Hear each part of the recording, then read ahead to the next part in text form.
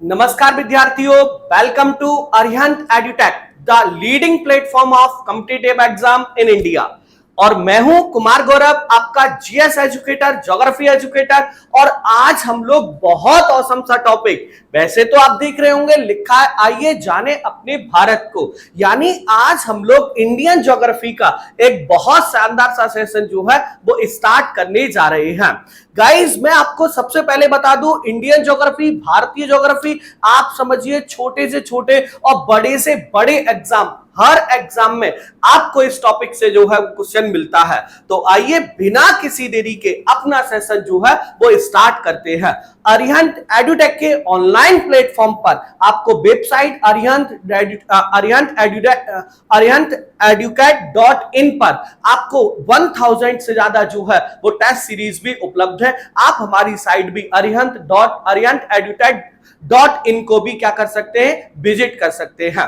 तो आइए फटाफट अरिहंत एडुटेक के ऑनलाइन प्लेटफॉर्म पर आज हम लोग जो है वो क्या पढ़ने जा रहे हैं, इंडियन ज्योग्राफी यानी भारत के भूगोल को डिस्कस करने जा रहे हैं। आज सर आइए जाने अपने भारत को। मुझे ऐसा लगता है कि आज की जितनी क्लास हम पढ़ने जा रहे हैं ना सर, ये मुझे ऐसा लगता है हर भारतीय को अपने देश के बारे में इतनी जानकारी होनी चाहिए। हर भारतीय को जो है वो अपने भारत के बारे में कम से कम इतनी जानकारी होनी चाहिए। आइए बिना किसी देरी के अपना सेशन क्या करते हैं, स्टार्ट करते हैं। सबसे पहले हम भारत का भूगोल, इंडियन ज्योग्राफी को पढ़ रहे हैं और इंडियन ज्योग्राफी में हमारे भारत की लोकेशन यानी हमारे देश की स्थिति कहां है, हमारा भारत आखिर कहां स्थित है। तो सर इसके लिए मैप देखिए, ज्योग्राफी जब आप पढ़ेंगे तो ज्योग्राफी का पहला सिद्धांत यह है कि आपको मैप की बहुत अच्छी जानकारी होनी चाहिए। बिना मैप के ज्योग्राफी पढ़ना मुझे लगता है अपराध करने के बराबर है, और यह अपराध आप किसी और के साथ नहीं कर रहे, अपने साथ कर रहे हैं। इसलिए ज्योग्राफी को जब भी पढ़ना हो तो मैप के थ्रू पढ़िएगा। आइए अपना सेशन स्टार्ट करते हैं। और अपना सेशन क्या कहता है, तो सर सबसे पहले जो आप देख रहे हैं ना विद्यार्थियों, ये वर्ल्ड मैप है। और वर्ल्ड मैप में आप सबसे पहले एक लाइन बना लीजिए और इस लाइन को हम लोग इक्वेटर या भूमध्य रेखा कहते हैं। ये नाम आपने सुना होगा, बहुत बार सुना होगा। इसे इक्वेटर इसलिए कहते हैं, इसे भूमध्य रेखा इसलिए कहते हैं क्योंकि ये हमारी पृथ्वी के बीचों बीच से होकर के निकलती है, इसलिए इसे सर जो है वो इक्वेटर यानी भूमध्य रेखा कहा जाता है।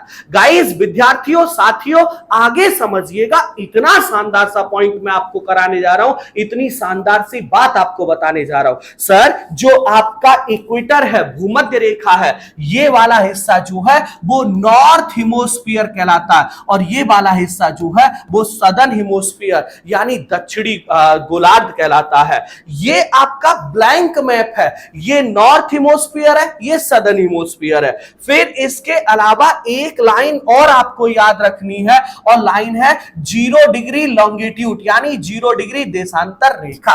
और ये क्या करती है, ये ईस्ट और वेस्ट में डिवाइड करती है। यानी हमारी जो ग्लोब है, यानी हमारी जो अर्थ है, यानी जो वर्ल्ड मैप है, इस वर्ल्ड मैप को हम क्या कर सकते हैं, इस वर्ल्ड मैप को हम लोग जो है वो 4 पार्ट में, यानी ये हो गया आपका नॉर्थ ईस्ट हिमोस्फीयर, बेटा ये हो गया आपका नॉर्थ वेस्ट हिमोस्फीयर, बेटा ये हो गया आपका साउथ ईस्ट हिमोस्फीयर, ये हो गया बेटा आपका साउथ वेस्ट हिमोस्फीयर। ये 4 हिमोस्फीयर हमारी इस अर्थ पर या ग्लोब पर बनते हैं।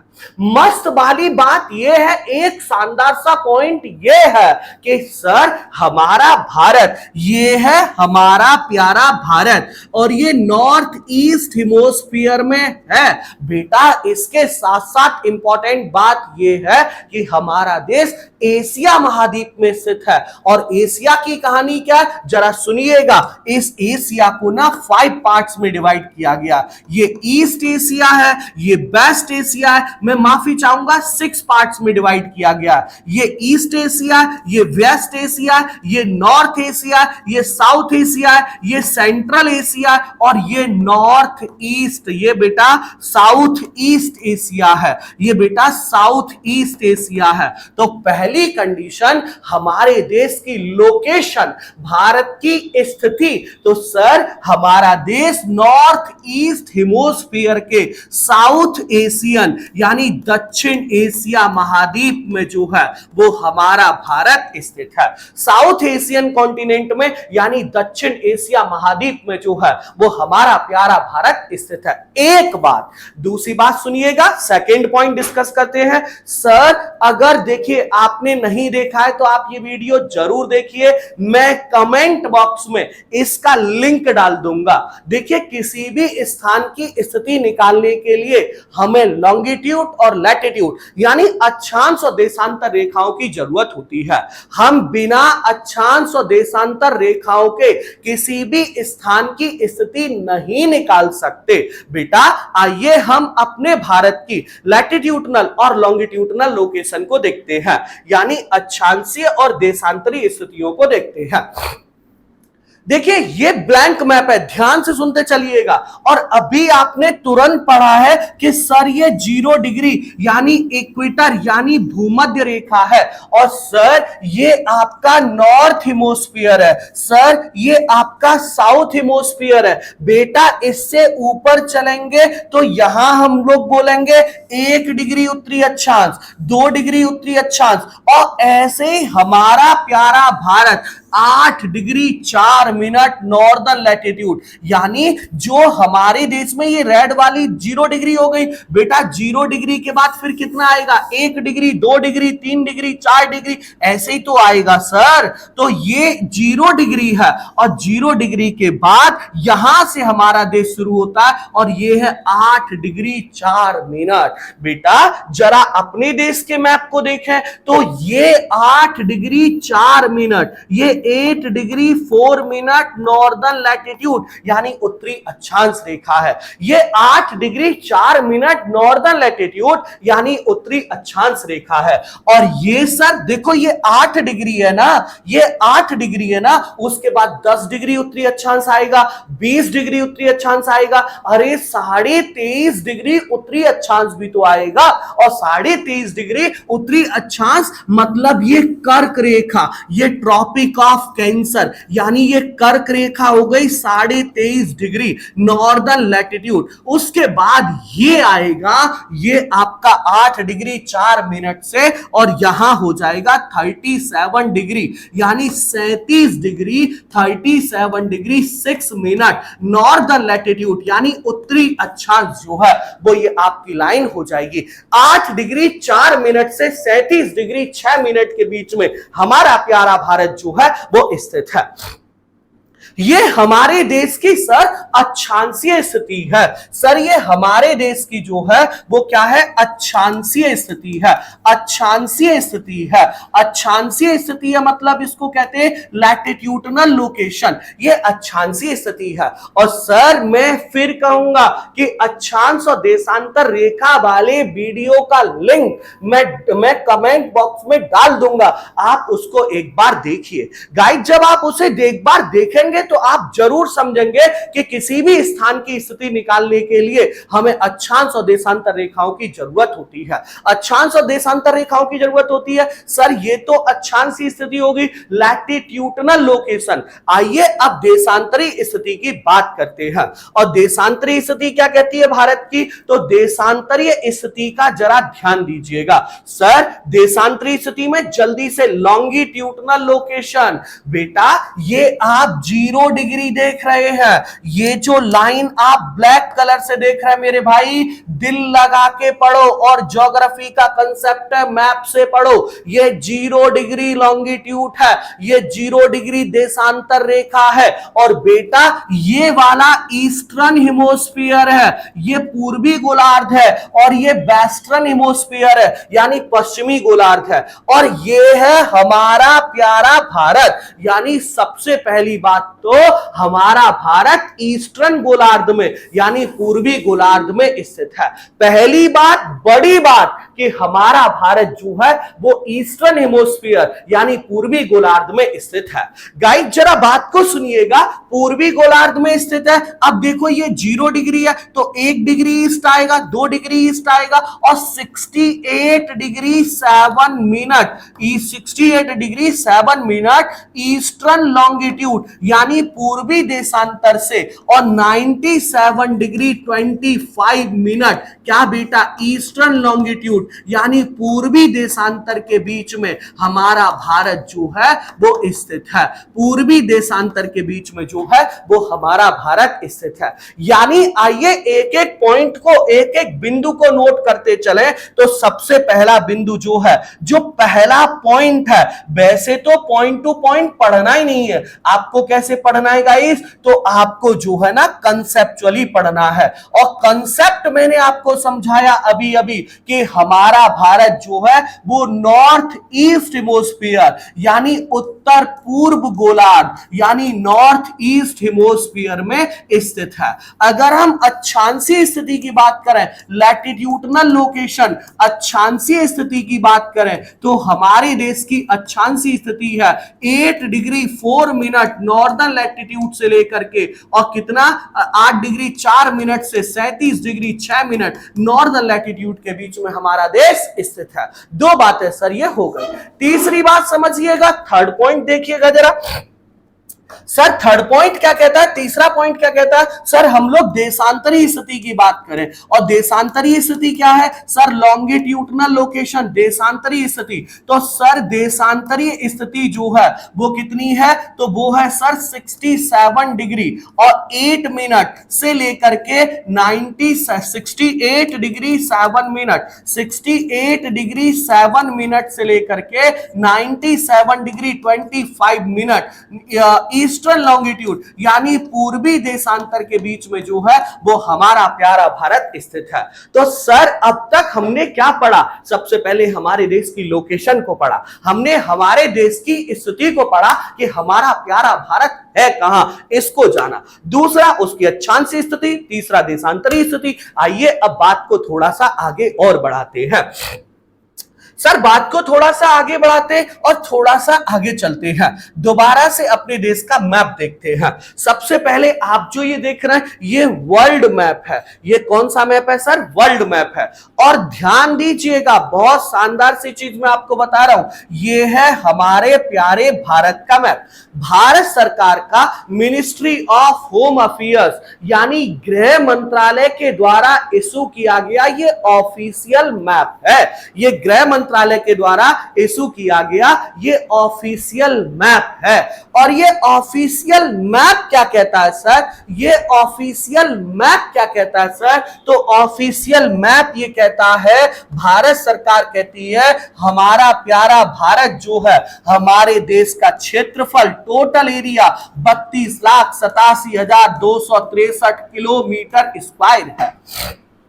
बेटा आप कॉम्पिटिटिव एग्जाम की तैयारी कर रहे हैं, आप एसएससी के एग्जाम की तैयारी कर रहे हैं, आप वनडे के एग्जाम की तैयारी कर रहे हैं, ये बहुत छोटे छोटे पॉइंट ना ये आपको क्लियर होने चाहिए, इनमें तो कोई संशय होना ही नहीं चाहिए। सर ये हमारे देश का एरिया है, भारत का क्षेत्रफल है जो दुनिया के क्षेत्रफल का 2.42% है यानी 2.42% है। और इसके आधार पर एंड ऑन दिस बेसिस, इसके आधार पर हमारा देश जो है वो सेकंड पोजीशन पर यानी दूसरे स्थान पर, मैं माफी चाहूंगा, इसके आधार पर हमारा देश जो है वो 7th पोजीशन पर यानी 7वें स्थान पर आता है। अगर इसके आधार पर, स्थिति के आधार की बात करें तो बेटा सबसे पहले जो है वो कौन सा है, तो रसिया, रूस सबसे बड़ा देश है। फिर उसके बाद रूस के बाद कनाडा आता है, कनाडा के बाद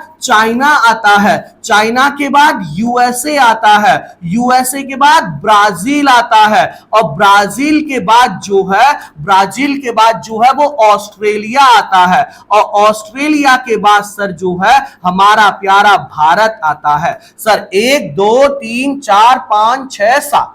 अब मेरी बात सुनिएगा गाइस, मैं आपको लिटरली बता रहा हूं कि जब मैं अपनी ऑफलाइन क्लासेस में बच्चों से ये पूछता हूं कि ये बताइए ये बात आपको याद है कि नहीं है, तो ज्यादातर बच्चे ये रिप्लाई करते हैं कि सर ये चीज हमको याद ही नहीं होती, सर ये चीज हमको याद ही नहीं होती। गाइस एक बार क्या करिएगा, ये सारे देशों के नाम लिखिएगा और एक बार ढूंढ के, बुक में से ढूंढ के, नॉट गूगल, किताबों से ढूंढ के इनका एरिया लिख दीजिए। आई प्रॉमिस टू यू कि अगर आपको एक बार में याद ना हो जाए तो हमसे कह दीजिएगा, लेकिन करिएगा, क्या करिएगा, बुक के थ्रू, गूगल नहीं करना कि वो डाला और निकाल के लिख दिया, नहीं, किताब में से देख करके इन सारे देश का एरिया लिखिएगा और फिर आप कभी नहीं भूलेंगे और एक बार में आपको याद हो जाएगा, ये मेरा वादा है।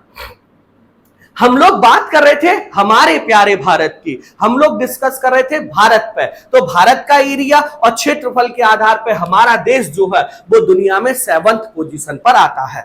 और जैसा कि मैंने पहले ही कहा था कि सर ज्योग्राफी का मतलब तो सिर्फ मैप होता है, तो आइए मैप पर थोड़ा सा और डिस्कस किया जाए, मैप पर थोड़ा सा डिस्कस किया जाए। देखिएगा, सुनिएगा, देखिए ये जो पॉइंट देख रहे हैं ना, this is the most eastern point of India, यानी ये भारत का सबसे पूर्वी बिंदु है, यानी this is the most eastern point of India, यानी ये भारत का सबसे पूर्वी बिंदु है जो आप ये वाला देख रहे हैं। And this is the western point of India, ये भारत का सबसे पश्चिमी बिंदु है, ये नॉर्दर्न पॉइंट है, ये सदर्न पॉइंट है। जो पूर्वी बिंदु है यानी इसका नाम जो है ना वो किबिथु है, और ये किबिथु कहां है, तो ये किबिथु है सर अरुणाचल प्रदेश में।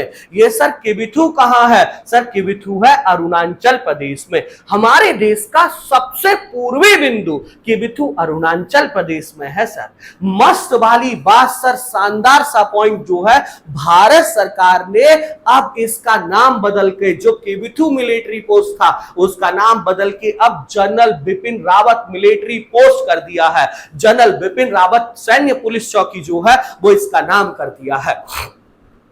एक बात, दूसरी बात सुनिएगा, इतना शानदार सा टॉपिक हम आपको बताने जा रहे हैं। और दूसरा सा पॉइंट क्या कह रहा है, ये जो वेस्टर्न पॉइंट है इसे गौहर माता या विद्यार्थियों गौर माता के नाम से, इसे विद्यार्थियों गौहर माता या गौर माता के नाम से जाना जाता है। और ये कहां है, तो ये है कच्छ में। और कच्छ कहां है, तो कच्छ है सर गुजरात में। कच्छ कहां है विद्यार्थियों, तो कच्छ है सर गुजरात में। अच्छा, फिर इसके बाद जो आप अपना ये वाला पॉइंट देख रहे हैं, सर इस पॉइंट का नाम क्या है, तो सर इस पॉइंट का नाम है इंदिरा कॉल। ये है सर आपका इंदिरा कॉल, ये है सर आपका जो है वो इंदिरा कॉल। बेटा ये इंदिरा कॉल है। और इसके बाद जो सदर्न पॉइंट है, जो दक्षिणी बिंदु, यानी जो आप ये वाला पॉइंट देख रहे हैं, इसका नाम है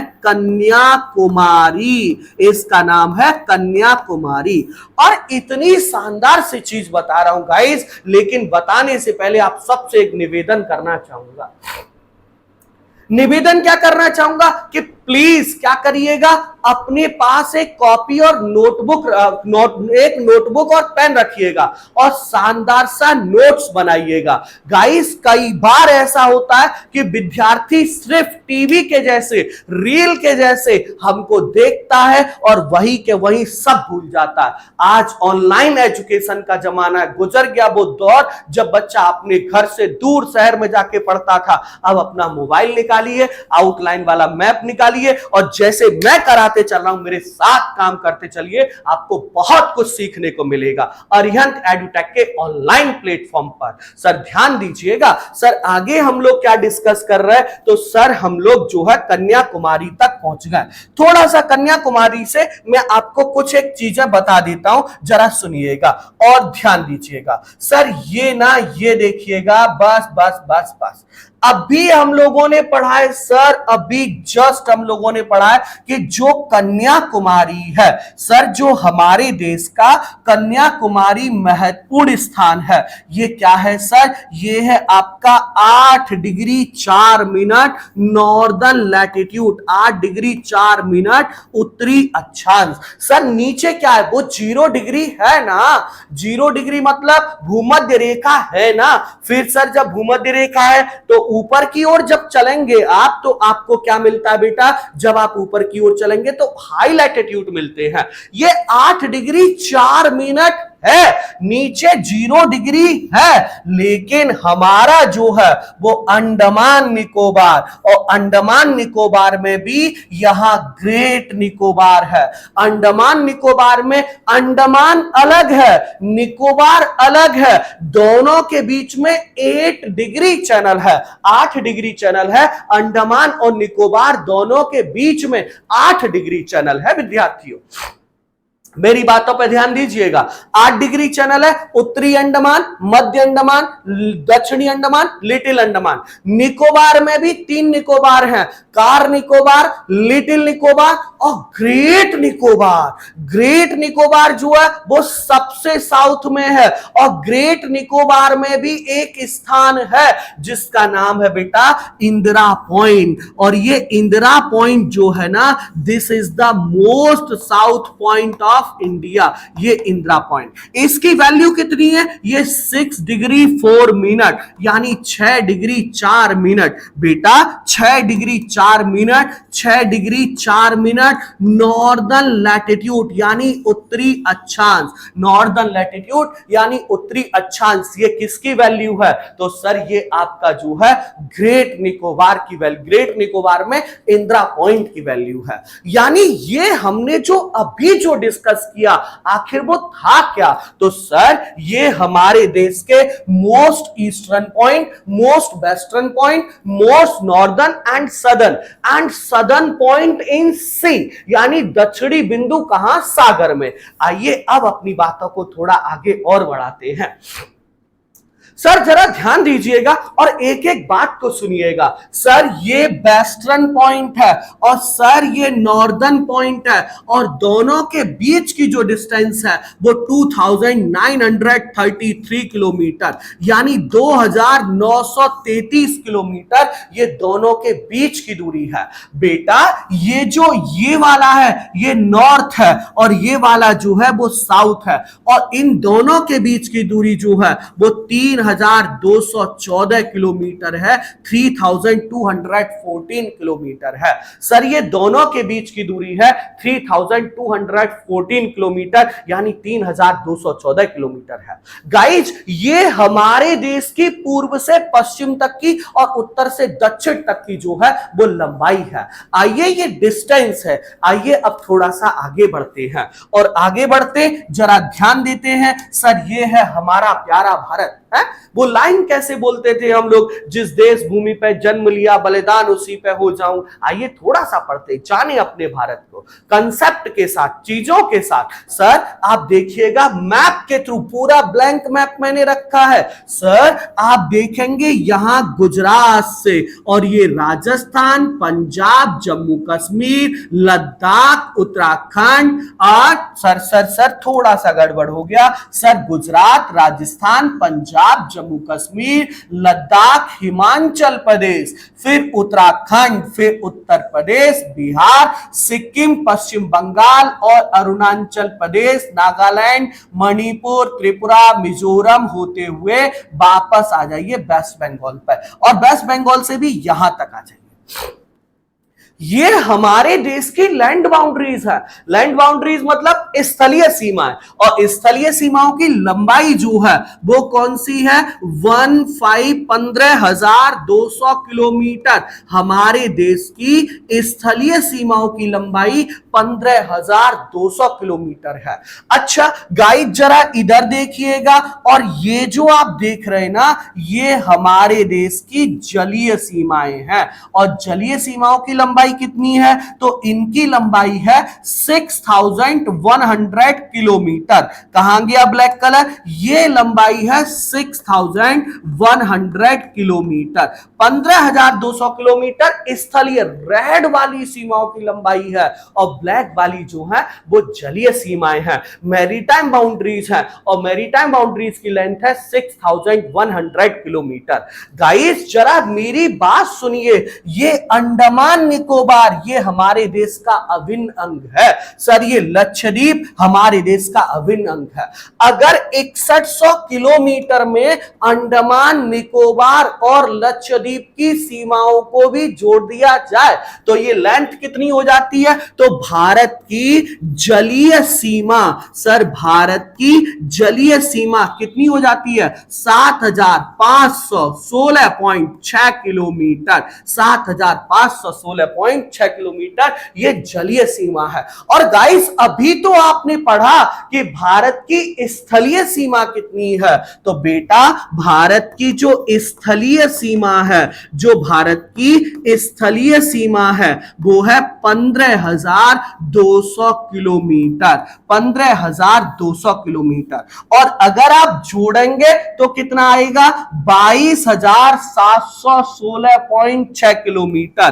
22,716.6 किलोमीटर ये हमारे देश की कुल सीमाओं की लंबाई है। 22,716.6 किलोमीटर। देखिए 6 हो गया और 6 हो गया, 2 और 1 15,000, 7,000, देखिए 15,000 ये हो गया। मैथ मेरी थोड़ी क्या है बेटा? कमजोर है। 15,200 किलोमीटर ये हो गया, 7,516 ये हो गया, 6 हो गया, 1 हो गया, 7 हो गया, 7 और 5 12, 2 22,716.6 किलोमीटर ये हमारे देश की कुल सीमाओं की लंबाई है। गाइस आगे बढ़ते हैं, आगे चीजों को समझते हैं और एक एक बात को समझते हुए चलते हैं। देखिए ठीक है सर, यहां तक की कहानी समझ में आ गई और आई होप आ गई होगी। नोट्स बनाते चलिएगा। और सर अब ना हम लोग एक बात और करते हैं, हमारे देश के ऐसे राज्य जिनकी क्या है? स्थलीय सीमाएं हैं। सर सुनिएगा, सबसे पहले वेस्ट बंगाल। सबसे ज्यादा सीमा हमारे देश की जिस राज्य से जिस देश से लगी हुई है वो वेस्ट बंगाल है। और क्यों न लगे वेस्ट बंगाल से? Sir sir sir sir sir Bangladesh से। जरा समझिएगा, हमारी स्थलीय सीमा सबसे ज्यादा जिससे लगी है वो है बांग्लादेश। बांग्लादेश से 4,096 किलोमीटर की सीमाएं जो है वो लगी हुई हैं।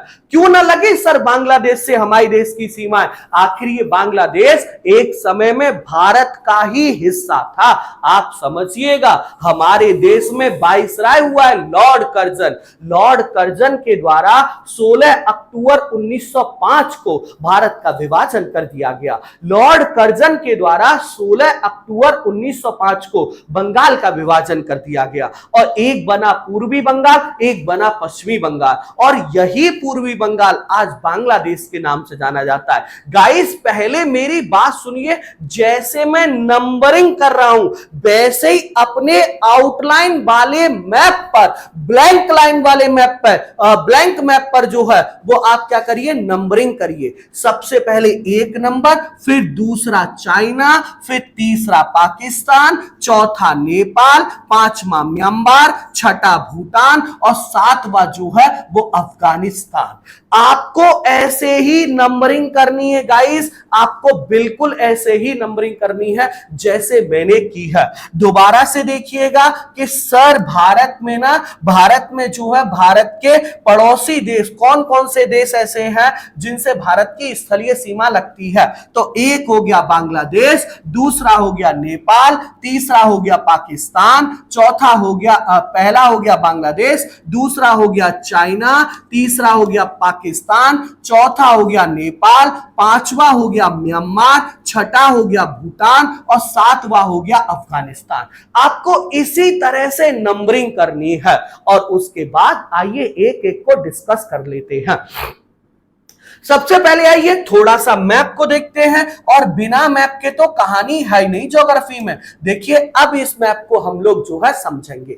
सर ये हमारा प्यारा भारत है और ये हमारा प्यारा भारत है। चलिए मैं इसे अब जो है वो इरेज कर दे रहा हूं और आइए सबसे पहले हम लोग बांग्लादेश पर डिस्कशन कर लेते हैं। देखिए ये हमारा नॉर्थ ईस्ट है। देखिए नॉर्थ ईस्ट में 8 स्टेट्स आते हैं और 7 सिस्टर्स में कितने स्टेट आते हैं? 7। जरा आइए और ये है अपना नॉर्थ ईस्ट और नॉर्थ ईस्ट में ये जो लाइन आप देख रहे ना गाइस, ये है आपका बांग्लादेश और बांग्लादेश के साथ हमारे देश के 5 राज्यों की सीमा लगती है। वो 5 स्टेट कौन कौन से, वो 5 राज्य कौन कौन से, जल्दी से समझ लेते हैं। तो एक है आपका वेस्ट बंगाल, दूसरे नंबर पे आता है आपका पश्चिम बंगाल के बाद असम, तीसरे नंबर पे आता है मेघालय, चौथे नंबर पे आता है त्रिपुरा और 5वें नंबर पे आता है गाइस मिजोरम।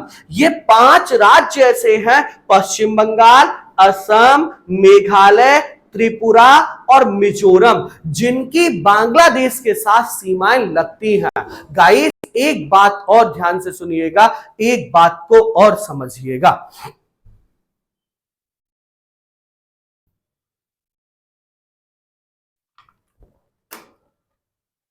के साथ बांग्लादेश के साथ हमारे देश के 5 राज्यों की जो है वो सीमा लगती है।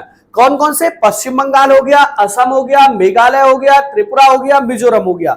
लेकिन गाइस यहां मैं आपको एक बहुत इंपॉर्टेंट बात और बताना चाहूंगा कि सबसे पहले जब आप वेस्ट बंगाल को देखेंगे यानी पश्चिम बंगाल को देखेंगे तो आप पाएंगे कि सर वेस्ट बंगाल भारत का सबसे ज्यादा विदेशी सीमा वाला राज्य अगर कोई है तो वो वेस्ट बंगाल है। यानी वेस्ट बंगाल में आप ये लिख सकते हैं कि सबसे ज्यादा विदेशी सीमा वाला राज्य।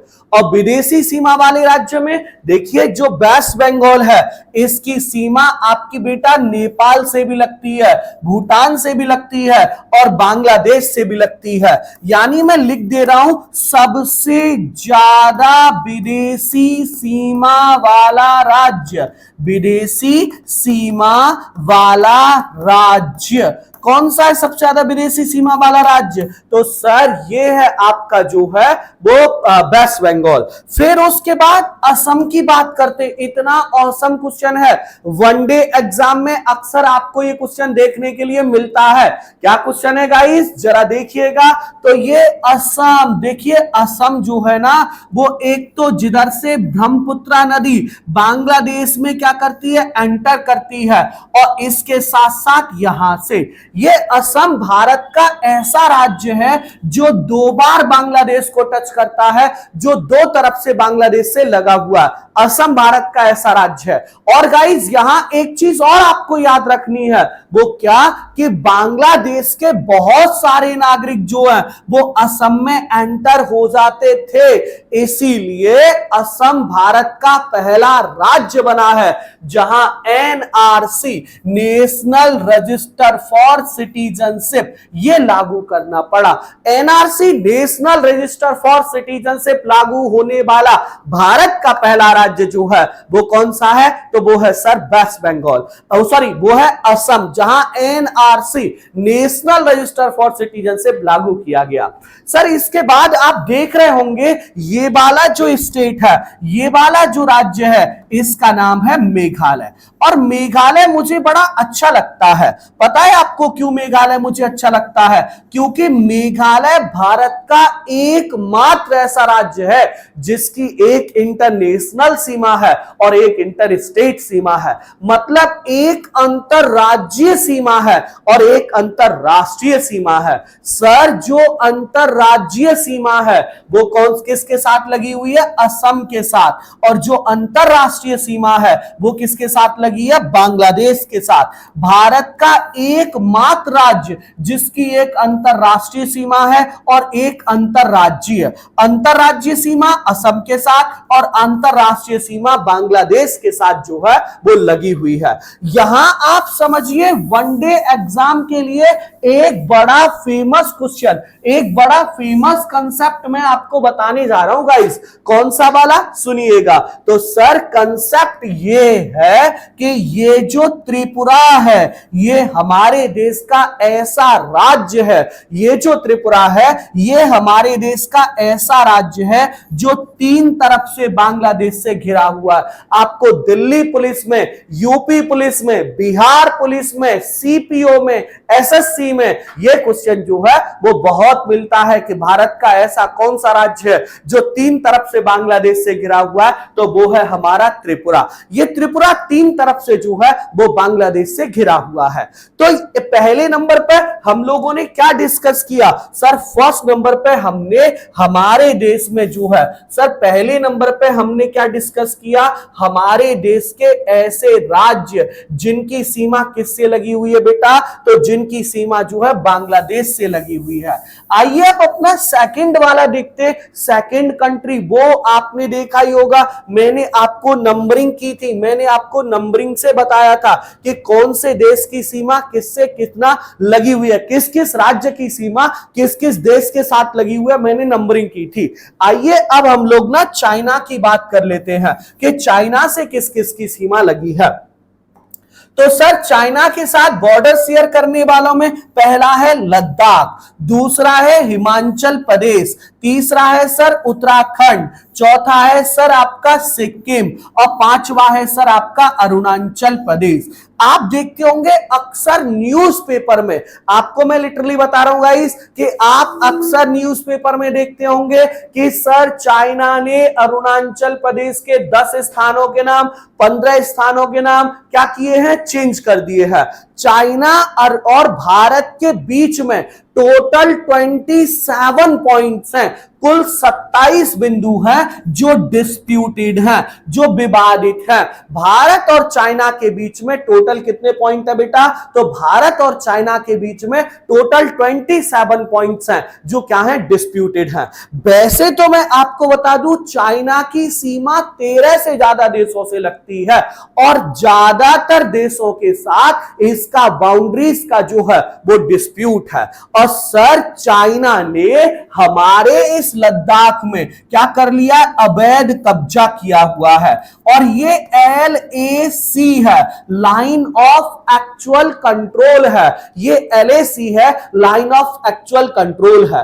और मैं आपको लिटरली बता रहा हूं कि अरुणाचल प्रदेश पर वो अपना अधिकार सिर्फ इसलिए दिखाता है क्योंकि वो पूरी दुनिया की कम्युनिटी, पूरी दुनिया का ध्यान जो है वो कहां से? लद्दाख से अरुणाचल प्रदेश लेके आना चाहता है। वो लद्दाख से अरुणाचल प्रदेश पूरी दुनिया का ध्यान भटकाने की क्या कर रहा है? कोशिश कर रहा है।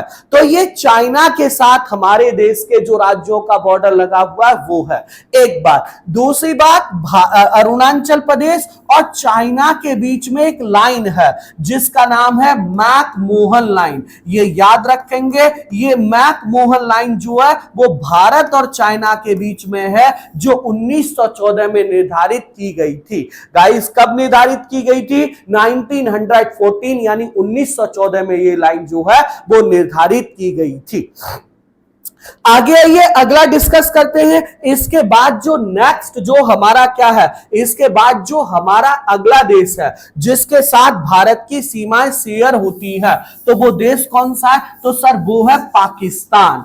और पाकिस्तान आप समझते ही हैं 1947 में पाकिस्तान जो है वो धर्म के आधार पर भारत से आजाद हुआ था, भारत से अलग हुआ था 15 अगस्त 1947 को। अब जरा देखिएगा पाकिस्तान के साथ हमारे देश के किस किस राज्य की सीमा लगती है? तो ये हो गया पाकिस्तान। सर सबसे पहले लद्दाख की सीमा लगती है, उसके बाद सर जम्मू कश्मीर की सीमा लगती है, उसके बाद सर पंजाब की सीमा लगती है, उसके बाद सर राजस्थान की सीमा लगती है, उसके बाद सर गुजरात की सीमा लगती है। यानी कितने राज्य की बात करें तो एक राज्य, दो राज्य और तीन राज्य हैं। और केंद्र शासित प्रदेश की बात करें तो एक लद्दाख हो गया और दूसरा वाला J&K यानी जम्मू कश्मीर हो गया। एक लद्दाख हो गया और दूसरा जम्मू कश्मीर हो गया। ये ऐसे राज्य हैं जिनके साथ सर जो है, ये ऐसे राज्य हैं भारत के जिनकी जिनकी सीमा पाकिस्तान से लगती है। गाइस जरा सीमाओं की बात करते हैं तो सबसे पहले सुनिएगा, जम्मू कश्मीर में सर, जम्मू कश्मीर में सर J&K में, जम्मू कश्मीर में ये जो बॉर्डर है, जम्मू कश्मीर में झेलम नदी, चलिए मैं लिख देता हूं, जम्मू कश्मीर में झेलम नदी जो है वो क्या करती है, भारत और पाकिस्तान के बीच में सीमा बनाती है। वैसे भारत और पाकिस्तान के बीच की जो सीमा है इसे बेटा रेड क्लिफ लाइन कहा जाता है। कौन सी लाइन कहा जाता है? रेड क्लिफ लाइन कहा जाता है। कौन सी लाइन कहा जाता है सर? रेड क्लिफ लाइन कहा जाता है। रेड क्लिफ लाइन कहा जाता है सर, रेड क्लिफ लाइन कहा जाता है किसको सर? भारत और पाकिस्तान के बीच की सीमा रेखा को रेड क्लिफ लाइन कहा जाता है। और ये लाइन जो है ना वो 17 अगस्त 1947, ये बेटा बहुत इंपॉर्टेंट डेट है। 17 अगस्त 1947 को इस लाइन को क्या किया गया था? ऑफिशियली अनाउंस किया गया था। इस लाइन को 17 अगस्त 1947 को रेड क्लिफ लाइन को जो है वो ऑफिशियली जो है वो अनाउंस किया गया था।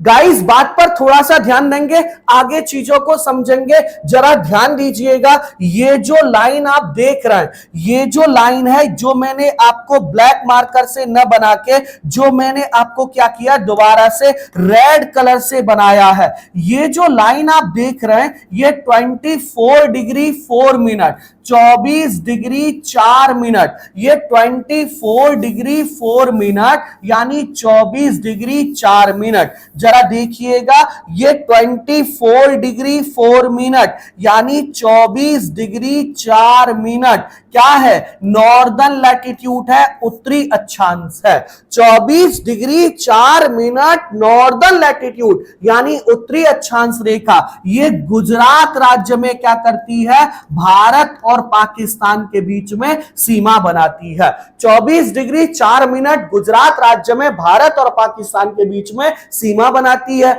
झेलम नदी जम्मू कश्मीर में भारत और पाकिस्तान के बीच में सीमा बनाती है। और इसके साथ साथ रेड क्लिफ लाइन तो है ही है, जो सर रेड क्लिफ के द्वारा डिसाइड की गई थी। और सर ये red Cliff line red Cliff के द्वारा डिसाइड की गई थी। यहां एक पॉइंट ये भी याद रखना है कि इसे 17 अगस्त 1947 को जो है वो अनाउंस किया गया था। अच्छा, पाकिस्तान के बाद जो फोर्थ कंट्री, जो चौथा देश है जिसके साथ भारत की सीमाएं लगती हैं, भारत के बॉर्डर शेयर होते हैं, तो वो कौन सा है? तो वो है सर आपका नेपाल। और नेपाल में जरा आइएगा, जरा देखते हैं, एकदम हमारा पड़ोसी देश है नेपाल। और आप समझिए रोटी और बेटी का रिश्ता जो है वो नेपाल के साथ है।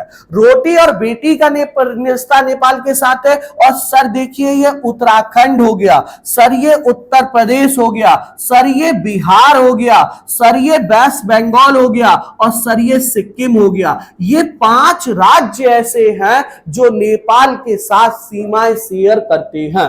नेपाल जिन राज्यों के साथ अपनी सीमा शेयर करता है वो 5 राज्य हैं। सबसे पहले उत्तराखंड, उत्तर प्रदेश, बिहार, पश्चिम बंगाल और सिक्किम, ये 5 राज्य हैं। यहां मैं आपको एक चीज और बताना चाहूंगा गाइस, जरा ध्यान सुनिएगा। नेपाल के साथ भी हमारे बॉर्डर डिस्प्यूटेड हैं, जैसे लिम्पीदूरा हो गया, जैसे लिपुलेख हो गया। ये ऐसे पॉइंट हैं जो नेपाल के साथ डिस्प्यूटेड हैं। वैसे मैं आपको बता दूं, नेपाल एक लैंडलॉक कंट्री है। लैंडलॉक कंट्री क्या होते गाइस? तो लैंडलॉक कंट्रीज ऐसे देश होते हैं जिनकी सीमाएं चारों तरफ से जमीन से घिरी हो, उन्हें हम लोग लैंडलॉक कंट्रीज कहते हैं। नेपाल एक लैंडलॉक कंट्री है, नेपाल एक क्या है, लैंडलॉक देश है। और जरा ध्यान दीजिएगा, एक पॉइंट और बहुत अच्छे समझिएगा, नेपाल लैंडलॉक कंट्री है, बहुत अच्छी बात है। और आप समझिए इसका ट्रेड, इसका व्यापार कहां से होता पता है आपको, कलकत्ता बंदरगाह से। ये अपना ट्रेड जो है वो कलकत्ता बंदरगाह से करता है, क्योंकि नेपाल का तो अपना कोई बंदरगाह है नहीं, तो ये अपना ट्रेड कहां से करता है बेटा, कलकत्ता से करता है। हां, एक चीज और मैं आपको बताऊंगा कि नेपाल एक बफर स्टेट है तो कंट्री, लेकिन हम क्या बोल रहे हैं, बफर स्टेट है। आखिर ये बफर स्टेट क्या होता है, आइए थोड़ा सा इस पर भी डिस्कशन हो जाए। देखिए, बफर स्टेट ऐसे देश होते हैं, बफर स्टेट ऐसे देश होते हैं जो दोनों तरफ शक्तिशाली देशों से घिरे हो। देखिए, इधर एक शक्तिशाली देश है चाइना और इधर एक शक्तिशाली देश है भारत, और ऐसे में बीच में है नेपाल। ये बफर स्टेट है, इसको अपनी सुरक्षा की चिंता नहीं है। इसकी सुरक्षा की चिंता कौन करते हैं, तो भारत और चाइना इसकी सुरक्षा की चिंता करते हैं। भारत की जैसे उत्तर प्रदेश की पुलिस है, जैसे देखिएगा ये यूपी पुलिस है, और यूपी पुलिस ना ऐसे नेपाल सिर्फ चाय पीने चले गई महाराजगंज से, महाराजगंज की सीमाएं नेपाल से लगती, चाय पीने चले गए, ये तुरंत कहां पहुंच जाएंगे, चाइना। कि साहब आप समझिएगा क्या हो रहा है आजकल, उत्तर प्रदेश के जो है पुलिस के जवान चाय पीने आ रहे हैं, ऐसा ना हो कि नेपाल अंदर कर लें। सेम ऐसे ही जब चाइना कोई हरकत करता है तो ये इंडिया के पास आते हैं। ये बफर स्टेट कहलाते हैं जो दो शक्तिशाली देशों के बीच में होते हैं। बेटा, नेपाल के बाद अगला जो आता है वो है म्यांमार, और म्यांमार की कहानी देखिए बिना मैप के ज्योग्राफी होती ही नहीं है। म्यांमार की कहानी सुनिएगा तो सर म्यांमार की कहानी क्या है, ये है हमारा पड़ोसी देश म्यांमार। और सर आजकल यहाँ पॉलिटिकल क्राइसिस चल रहे हैं, मिलिट्री रूल चल रहा है यहाँ, और म्यांमार के साथ कुल 4 राज्यों की जो है वो सीमाएं लगती हैं। और आप सब देख पा रहे होंगे, पहला अरुणाचल प्रदेश है, फर्स्ट वन, पहला कौन सा बेटा, अरुणाचल प्रदेश है, दूसरा बेटा नागालैंड है, तीसरा बेटा मणिपुर है, और चौथा बेटा मिजोरम है। पहला नागालैंड हो गया, पहला अरुणाचल प्रदेश हो गया, दूसरा नागालैंड हो गया, मणिपुर हो गया और मिजोरम हो गया। ये 4 राज्यों की सीमा जो है वो किससे लगती है, तो सर वो लगती है आपका म्यांमार से। फिर भूटान की बात कर लें तो भूटान तो अपना ये वाला कंट्री है भूटान, आप समझिए बहुत ही खूबसूरत देश। जो पता है भूटान, आपको मैं बताऊं थोड़ा सा भूटान के बारे में, ये क्या करता है, ये कहता है ये जो है विश्वास ही नहीं करता, ये जो है हैप्पीनेस में विश्वास करता है, यानी ये खुशी में विश्वास करता है। ग्लोबल हैप्पीनेस इंडेक्स जो है, लोग कितने खुश हैं, अमीरी से लेना देना नहीं है, लोग कितने खुश हैं इस बात में ये विश्वास करता है, हैप्पीनेस इंडेक्स में विश्वास करता है। और भूटान, आप समझिए भूटान की सीमा पहले नंबर पे, 1 नंबर पे सिक्किम, दूसरा बांग्लादेश, और तीसरा फिर आता है असम, पश्चिम बंगाल। पहला सिक्किम हो गया, फिर वेस्ट बंगाल हो गया, फिर असम हो गया, और फिर अरुणाचल प्रदेश हो गया। यानी 4 राज्यों की सीमाएं जो है वो भूटान से लगती हैं। और गाइस लास्ट जो आता है वो कौन सा आता है, तो वो आता है आपका अफगानिस्तान। कौन सा स्टेट आता है, कौन सा कंट्री आता है, अफगानिस्तान। और अफगानिस्तान से कितने देशों की सीमाएं लगी, कितने राज्यों की सीमाएं लगी हैं, तो सर अफगानिस्तान से जो है वो कितने राज्यों की सीमा लगी है, तो सर अफगानिस्तान से जो है वो आपकी जो है कहना चाहिए, अफगानिस्तान से जो है वो एक केंद्र शासित प्रदेश जिसका नाम है लद्दाख से अफगानिस्तान की जो है वो सीमा लगती है।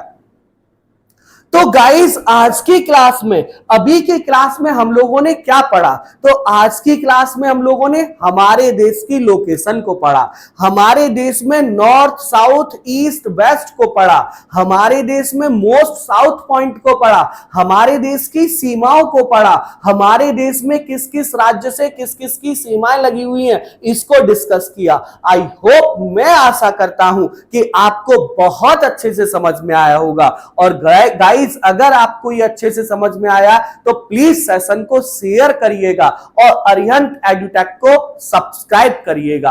अरिहंत एडुटेक.in पर 1000 से ज्यादा आपके एग्जाम की टेस्ट सीरीज जो है वो उपलब्ध है। आप किसी भी एग्जाम के लिए अरिहंत एडुटेक.in पर जाकर के आप किसी भी एग्जाम के लिए एक मुफ्त में टेस्ट सीरीज भी क्या कर सकते हैं, दे सकते हैं और अपना लेवल और हमारे क्वेश्चंस का लेवल जो है वो चेक कर सकते हैं। इसके साथ ही मैं आज का अपना सेशन यही समाप्त करता हूं और आशा करता हूं कि आज आपको बहुत कुछ सीखने और समझने को मिला होगा। इसके साथ ही धन्यवाद।